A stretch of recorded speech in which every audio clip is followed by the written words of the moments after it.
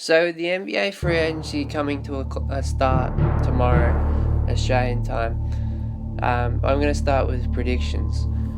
Already we've seen some highly controversial and extremely interesting moves, such as Jimmy Butler being traded to the Minnesota Timberwolves on draft night for basically two talented young players and really nothing else. You got Chris Paul yesterday being traded to Houston for five or six players, and they were all out of contract. So, and then you had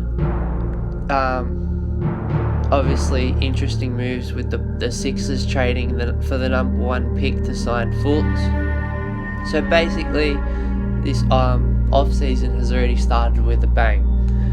So these are my predictions for the 2017 free agency period for the NBA. So at number 10, we've got Gordon Hayward going to the Miami Heat. I could see Gordon Hayward leaving Utah for multiple reasons. Utah are in the West.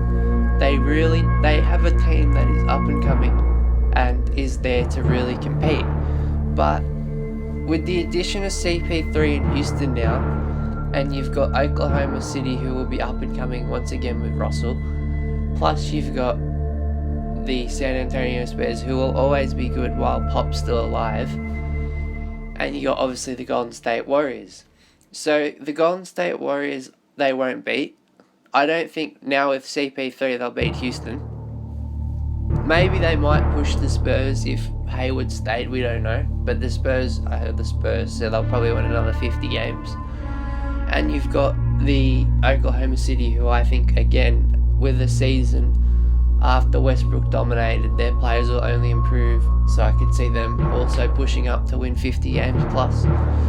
So the best move for him to be was to move to South Beach, to play with Pat Riley and to play with the Miami Heat. The Miami Heat need a small forward. Justice Winslow. Yes, he's only young, but he's clearly not ready yet. If the Heat want to compete now in a weakened East, they sign Hayward and they load up. They've already got the best centre in the league, in my opinion, in Hassan, defensive centre, in Hassan Whiteside. They've got a point guard who was once an All-Australian, Goran Dragic. They've got absolute depth at the guard position with Josh Richardson. So basically the Heat just need to sign Hayward. It'd be a win-win situation for both parties. He would be quite dominant in Spoelstra's system, and they would have a nice two-way punch between Hayward and Whiteside. Now, he may stay in Utah, but I think he's going to go to South Beach. So at number 9, we've got Carmelo Anthony leaving to sign with Houston. So this is pretty much what's going to happen. The Knicks, I don't think, they're either going to trade Carmelo to Houston or they're going to buy him out. You could argue if he gets bought out, he could go Cleveland. But I think he'll end up going to Houston just because Chris Paul was just traded to Houston. Yes, he's good mates with LeBron, but he's also really, really close with Chris Paul. So I can see he could go either way, but I can see him going to Houston simply because Chris Paul just moved there. And then, who knows, possibly like LeBron next year. I doubt it, but he could go to Houston. You never know. So at number 8, we've got Blake Griffin going to the Phoenix Suns. Blake Griffin is in an interesting situation. He can either stay in the Clippers and get a full max deal that no one else can offer him, or he can test the market and he can go to another side. If I was Blake Griffin, I would leave the Clippers. If you're the Clippers, what do you have to offer? You've got DeAndre Jordan, who can't play offense, only through alley-oops and dunks. You've got Austin Rivers, who shoots horrible and he just hogs the ball. You've got two old shooting guards in Jamal Crawford and JJ Redick, JJ Redick will probably leave in the free agency. You've got no small forward whatsoever. You've got Wesley Johnson and Luke Imbar Mute at the small forward. They're bench players that start. Then you've got at the power forward, you've got obviously Blake Griffin. But if I'm Blake Griffin, if you want the money, you stay at the Clippers. And you're probably thinking, Phoenix aren't that much better. Phoenix, I'm telling you, all they need is one sort of an all-star, star caliber player to their side, and I reckon that'll elevate them to a round playoff position. They have easily, other than the Philly Sixers, the best young talent in the league. They've got, I think, 5 or 6 players under 21. That's ridiculous. And 4 of them are top 10 talents. So, and one of the guys who's only 19, 20 this year, Devin Booker, dropped 70 plus in a game. So if that doesn't mean something for a 20-year-old, I don't know. The Phoenix Suns would be a perfect fit for Blake, as Phoenix, they've already got their center, which I think it's Len. They've already got their small forward in TJ Warren. They've already got a guard in Booker, and they've already got a point guard in Bledsoe, even if he does get traded. So we're going to say Bledsoe doesn't get traded. So what's going to happen here is Griffin will go to the Phoenix Suns, and he will fit in perfectly at the power forward position. I think it's a move that needs to be made for Blake, because yes, Phoenix are, they're a bad side, but they are also up and coming. If I was the Clippers, okay, if you were Blake and you could spend, 4 years with a side, if 4 years between the Phoenix Suns and the Clippers, this is what I look at. CP3 left the Clippers. No one this year is going to sign with the Clippers on a big deal. No one. Maybe that's Blake, that's it. No All-Star. You're not getting Paul George anymore. You are not getting the likes of LeBron next year. No way. So, I look at it this. The Clippers, who, unless they don't make the playoffs, they won't have a first top 10 pick this year, or a lottery pick. And I think it hasn't been for 4 or 5 years since they haven't drafted a player in the lottery, while Phoenix have had 4 lottery selections, and they nearly won. I think they won about 30 plus games last year or last season. I may be wrong, maybe 28 or something. But that's still pretty good for a side that has the second youngest side in the league, or it might be the youngest, I'm not too sure. I'd pick everything suggests picking the Suns. They're up and coming and everything. So at number 7, we've got Paul Millsap going to the Denver Nuggets. So basically, Denver are in an interesting position. They need to sign a semi-caliber star or an all-star to actually be relevant. They've got the talent and the depth, but there's no point having that if you're going to be mediocre for 5 years straight. They've already got one of the best big men in the league in Jokic that improved the mile. It was I thought he was a strong chance to win most improved, but it was good that Giannis got it as well. So the theory is Jokic makes everyone on his team better, because there was a statistic that showed when Jokic was on the floor, his players were much better. Paul Millsap, I'm going to say this. I'm going to say it's a sign and trade between Paul Millsap going to Denver. I think it would be someone like a Wilson Chandler and maybe a pick for Paul Millsap sign and trade. Atlanta are rebuilding. They don't need Paul Millsap. What they need is to get assets and start fresh. So I could see them taking Chandler's contract simply because it's a rental, and I think it's a team option next year, but it's definitely out of contract, so Wilson wouldn't have to re-sign obviously in Atlanta, and Atlanta wouldn't have to re-sign him. So I think Paul Millsap would be a great fit there, as for 4 or 5 years straight, Kenneth Faried has done nothing. He has developed no offensive game. He's just been a defensive power forward. Unfortunately, in the league, you can't be just a defensive power forward and just start. Well, look at, I expect to be really good. Draymond Green, defensive star. However, he does have some offense. Faried does not.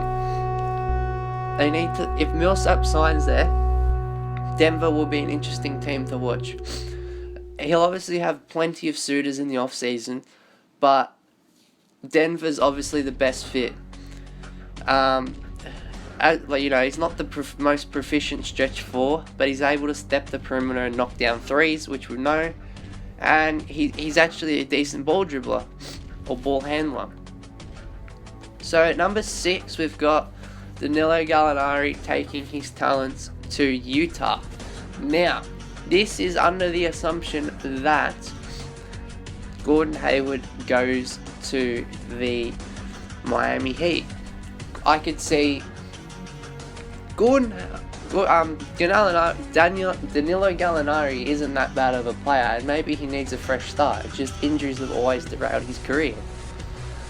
If Hayward leaves Utah need a small forward.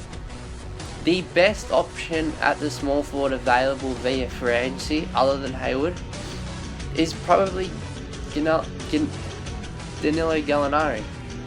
If I look at it, Iggy's like 35.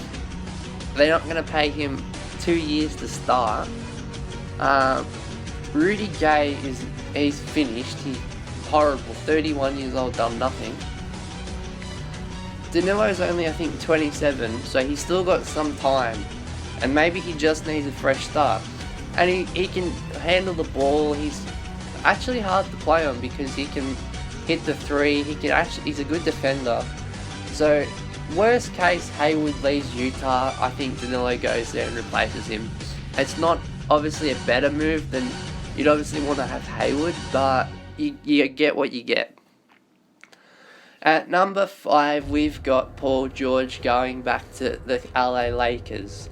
So, I don't think he's going to Boston, that's rubbish. I don't think he's going to Cleveland, that's rubbish. I could see him going to the Lakers either tomorrow or possibly by Monday. I think it'll be quite early on in free agency, and I think it'll be a trade that sends Julius Randle, Jordan Clarkson, and possibly a first round pick, because the Lakers, the Pacers blew their chance to get anything valuable for him in the draft. They could have got 2 first rounders, I believe, but I don't think the Lakers will budge on that anymore. I don't know what the Pacers are doing. He's going to leave anyway. And the fact that he's already negatively bashed the Pacers, I get he's a star and all, but why would you want to keep him for next season? It's just going to end ugly. He's going to definitely be gone by the start of the season, and I think it's going to be the Lakers who pick him up. And, at number 4, Kyle Lowry joining the San Antonio Spurs. Now, I am a Raptors fan. I absolutely love Kyle Lowry's game. Yes, he's inconsistent sometimes. However, he is an extraordinary defender and a defensive stud. I don't think Toronto should offer him a max deal, however. He is, I think, 31, I think. And he has struggled the past 2 years in the playoffs. Now, I think what will happen, and he's already said that he wants to compete for a title. I look at this. I'm being realistic as a Toronto fan. I look at the league now. Even if we keep Lowry, we still don't have a chance of winning the title. Or you could say, oh well, you know, we could beat the Cavs. We need luck to beat the Cavs, but even if we somehow beat the Cavs, we would not beat the Warriors. Absolutely no way, no way. And the Toronto fans just need to stop having this pipe dream that we can just look. Anything can happen, I'm sure, but I don't think we'll obviously win the playoffs. So I think Kyle Lowry leaves and he goes to the Spurs to compete in the West. I think the Spurs are going to go out for CP3. But they didn't pull the trigger on a trade, so he went to the Rockets, their arch rival. So I could see him going to the Spurs, and he would be a defensive stud at the point guard, especially under Popovich. He would fit so well. It would be fantastic to see him in the Spurs, and I'd be annoyed to lose him, but I don't want to pay him a max. So. And if he went for the Spurs, you can't really discredit that because the Spurs are such a great franchise. At number 3, we have got Derrick Rose going to the Minnesota Timberwolves. So this is going to be a sign and trade deal between, I reckon, the New York Knicks and Derrick Rose. Derrick Rose will reunite with Tom Thibodeau and Jimmy Bucket Bucks. Wow. So I could see Ricky Rubio being traded to the New York Knicks, and possibly for Derrick Rose in a future second or something. There'll be picks involved, but not first rounders. There'll be future seconds or something. So yeah, that's pretty much it. At number 2, we have got JJ Redick signing with the Philadelphia 76ers or the San Antonio Spurs. Now I'm split here because I could see him taking a minimum deal to sign with the Spurs to compete, or a mid-level exception, or I could see him going to the Philly Sixers to provide that spark off the bench for that young side in order to leapfrog them to the playoffs. And he'd be a very good asset on that young side for sure. And the last prediction